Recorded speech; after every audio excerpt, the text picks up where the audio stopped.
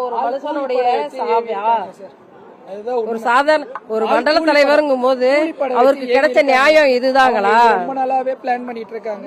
இது எப்படி என்ன ஏதுன்னு எங்களுக்கு யாருக்குமே தெரியாது. திடீர்னு நடந்துருச்சு. எங்களால எதுவுமே யாராலையுமே பண்ண முடியல. எல்லா வீட்டு கதவும் அட்டன் டைம்ல சாத்தி எல்லா லைட்டும் ஆஃப் பண்ணி ஸ்ட்ரீட் லைட் முதற்கொண்டு ஆஃப் பண்ணி எல்லாருமே ஒரு எத்தனை பேர் சேர்ந்து பண்ணாங்க எதுவுமே யாருக்குமே தெரியாது. யாரோ ஒருத்தர் கதவு திறந்திருந்தா கூட அந்த மனுஷன் தப்பிச்சிருப்பார். அந்த தெருவுக்காக ஓடி ஓடி செஞ்சாரு ஊருக்கே.